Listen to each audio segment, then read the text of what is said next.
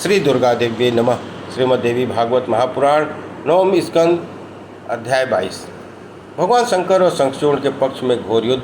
शंकर और शंखचूर्ण का युद्ध।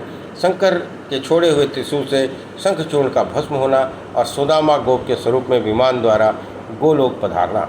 भगवान नारायण कहते हैं, नारद, तदंतर दानवराज प्रतापी शंखचूर्ण ने मस्तक झुकाकर महादेव जी को प्रणाम किया और मंत्रियों के साथ उठकर तुरंत वह रथ पर सवार हो गया। उसी क्षण भगवान शंकर ने अपनी सेना और देवताओं को युद्ध करने के लिए आज्ञा दे दी। उधर सेना सहित शंखचूर्ण भी युद्ध करने के लिए तैयार हो गया।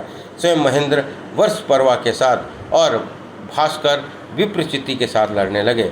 दंभने के साथ चंद्रमा की, कालस्व के साथ काल की, गोकर्ण के साथ अग्निदेव की, कालकेय के साथ कुबेर की, मय के साथ विश्वकर्मा की, भयंकर के साथ मृत्यु की, संहार के साथ यम की, विकट के साथ वरुण की, चंचल के साथ समीरण की, धीर्तपथ के साथ बुद्ध की, रक्ताक्ष के साथ शनिचर की, रत्नसार के साथ जयंत की,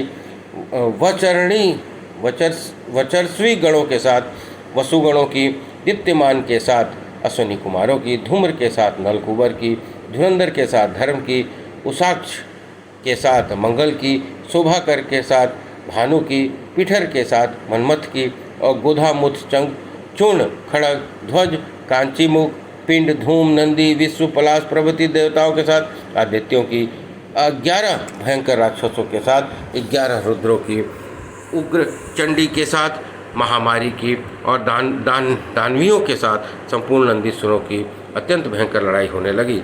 वह महान भयंकर युद्ध प्रलय काल के समान जान पड़ रहा था। भगवान शंकर स्वामी कार्तिकेय के साथ वट वृक्ष के नीचे बैठे थे। उन्हें इधर दोनों पक्षों में के योद्धा में भयानक युद्ध हो रहा था। वहीं रत्नमय आभूषणों से विभूषित शंखचूर्ण एक रत्न निर्मित सिंहासन पर विराजमान था। अनगिनत दानव उसके साथ थे। युद्ध में शंकर दल के बहुत से वीरों को दानवों ने परास्त कर दिया। संपष्ट देवता डरकर भाग चले। तब सबके शरीर छिद गए थे। उस अवसर पर स्वामी कार्तिकेय ने कुपित होकर देवताओं को अभय प्रदान किया। अपने तेज से गणों की बल की वृद्धि की। तदंतर वे स्वयं अकेले ही दानों के साथ युद्ध करने लगे। उन्होंने सम्रांगण में 100 अक्षौहिणी सेना को समाप्त कर दिया। बहुत से असुर कमल के समान नेत्र वाले भगवती भद्रकाली के भीषण आघात से भूमिशाही हो गए। तदंतर युद्ध में और भी भीषणता आ गई। दानव सेना जब घबरा उठी तब स्वयं शंखचूर्ण ने विमान पर चढ़कर बाण वर्षा आरंभ कर दी। उसके इस प्रकार बाण बरसाए मानो प्रचंड मेघ जलधारा गिरा रहा हो। तब चारों ओर महान भयंकर अंधकार छा गया और उसने अग्नियास्त्र का प्रयोग किया। अब तो संपूर्ण देवताओं में भगदड़ मच गई। कोई भी नहीं रुक सके। तब युद्ध के मुहाने पर केवल एक स्वामी कार्तिकेय ही डटे। तब शंखचूर्ण ने प्रलय प्रयत्न से बहुत से पर्वत, सर्प, पत्थर, वृक्ष उन पर गिराने लगे। इनकी ऐसी भयंकर दृष्टि होने लगी जिसे रोकने के लिए कोई समर्थ नहीं था। फिर उस भयंकर दानव ने स्कंद के दुर्बह धनुष को, दिव्य रथ को और रथ में बैठक को छिन्न भिन्न कर दिया। उसने दिव्यास्त्र से मयूर के सभी अंग जर्जित हो गए। फिर उसने सूर्य के समान चमकने वाली प्राणघातिनी शक्ति स्वामी कार्तिकेय के छाती पर चला दी। उस शक्ति के लगते ही क्षण भर के लिए मूर्छित हो गए। फिर चेत होकर उन्होंने अपना दिव्य धनुष हाथ में उठा लिया। उन्होंने वह धनुष पूर्व काल में भगवान विष्णु की कृपा से प्राप्त हुआ था। उसके रथ की रचना महान अमूल्य उपकरणों से हुई थी। उसी रथ पर अस्त्र और शस्त्र लेकर वे पुनः बैठ गए और उन्होंने अत्यंत उग्र युद्ध आरंभ कर दिया। बड़ा भीषण युद्ध हुआ, परंतु सूक्ष्म पराजित नहीं किया जा सका। शंखचूर्ण वह बड़ा मायावी था। उसने माया का आश्रय लेकर बाणों का जाल फैला दिया। नारद उसी समय सम्रांगण में उसके बाण जाल से स्वामी कार्तिकेय ढक से गए। दानवों के पास कहीं भी अटकने वाली एक विचित्र शक्ति थी। सैकड़ों सूर्यों के समान उसका प्रकाश था। प्रलयकालीन अग्नि की शिखा से सदृश उसकी आकृति थी। वह ऐसी उज्ज्वल थी मानो प्रकृति अग्नि का समूह हो।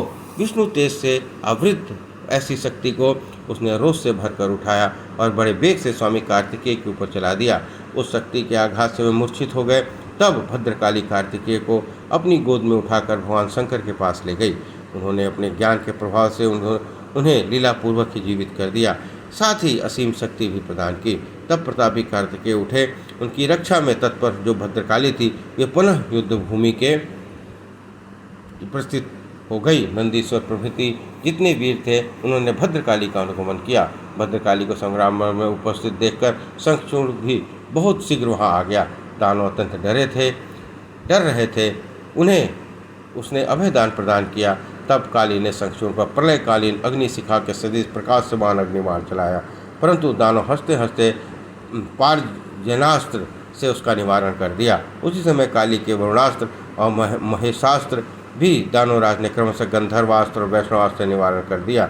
इसके बाद काली का मंत्रपूर्वक चलाया हुआ नारायण शास्त्र पहुंचा। उसे देखते शंखचूर्ण के रथ से उतरकर दोनों हाथ जोड़ लिए।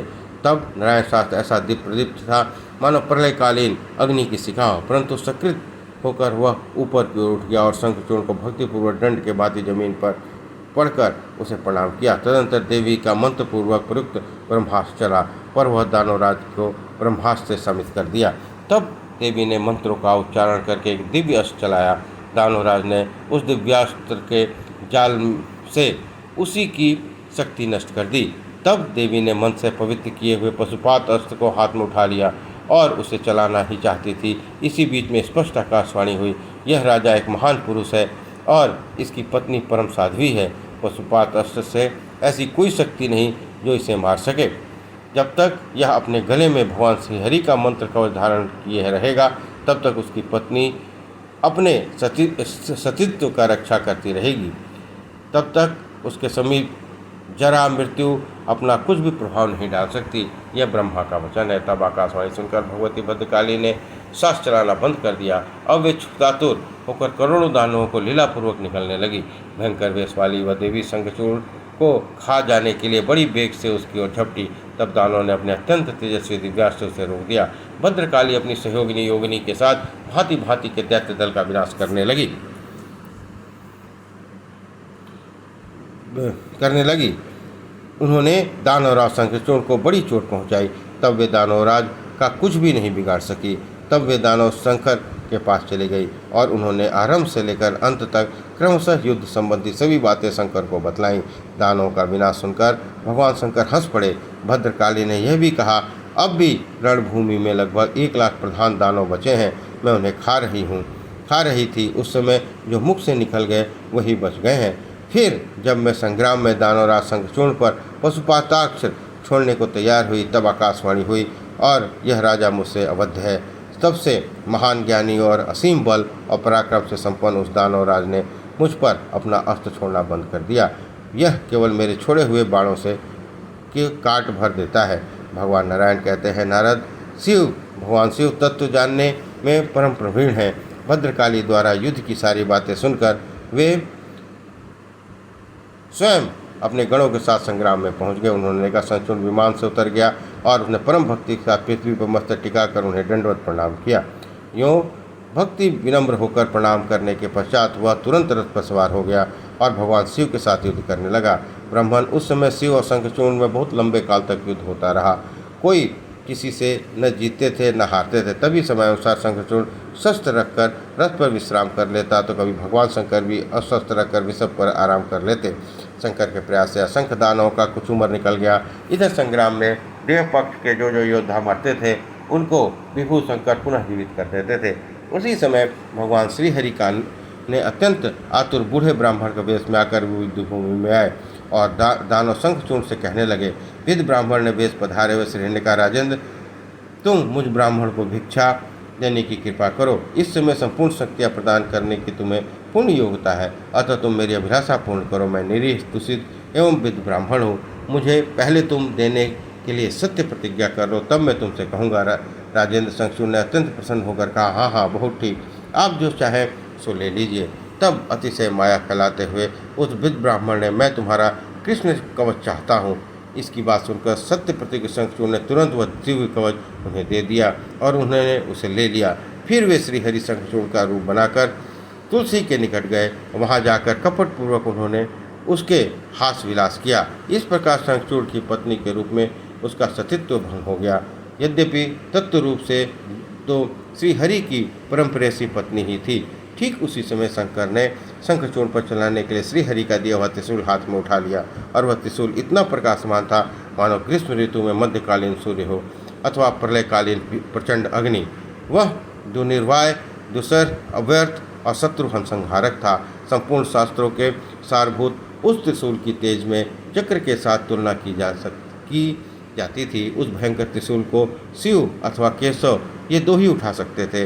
अन्य किसी मानव में मन का वह नहीं था।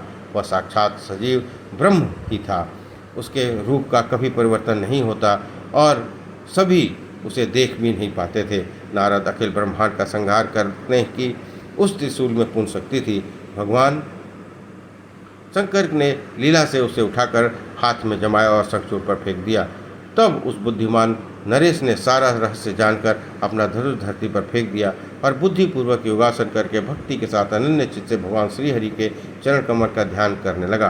त्रिशूल कुछ समय तक तो चक्कर काटता रहा, तंत्र शंखचूड़ के ऊपर जा गिरा। उसे गिरते ही वह तुरंत दानेश्वर और उसका रथ सभी जलकर भस्म हो गए। दानव शरीर का भस्म होते ही उसने एक दिव्य गोप का वेश धारण कर लिया।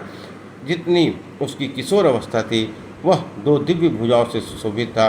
उसके हाथ में मुरली शोभा पा रही थी और रत्न में आभूषण उसके शरीर को विभूषित कर रहे थे। इतने में अकस्मात सर्वोत्तम दिव्य मणियों द्वारा निर्मित एक दिव्य विमान गोलोक से उतर आया।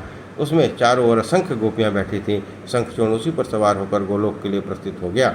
उन्हें इस समय वृंदावन के रासमंडल के मध्य भगवान श्री कृष्ण और भगवती राधिका का विराजमान थी। वहां पहुंचते ही शंखचूड़ ने भक्ति के साथ मस्तक झुकाकर उन्हें चरण कमलों में साष्टांग प्रणाम किया।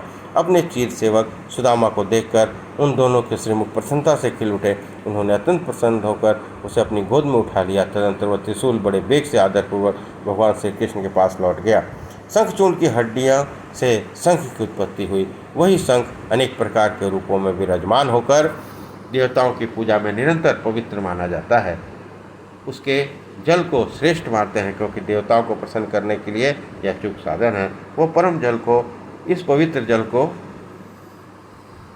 तीर्थमय माना जाता है। उसके प्रति केवल शंकर की आदर बुद्धि ही नहीं है, कभी कभी भी शंख ध्वनि होती है। वहीं लक्ष्मी जी सम्यक प्रकार के विराजमान रहती हैं। जो शंख के जल से स्नान कर लेता है उसे संपूर्ण तीर्थों में स्नान का फल प्राप्त होता है। शंख साक्षात भगवान श्री हरि का अधिष्ठान है।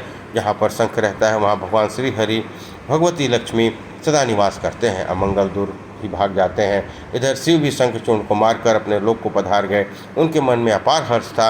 वे वृषभ पर आरूढ़ होकर अपने गणों सहित चले गए।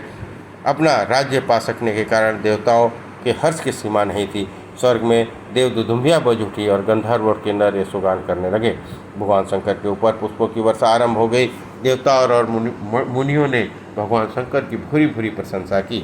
इस प्रकार श्रीमद्देवी भागवत महापुराण 9वां स्कंद अध्याय 22 और 23 संपन्न हुआ। बोलिए दुर्गा महारानी की जय।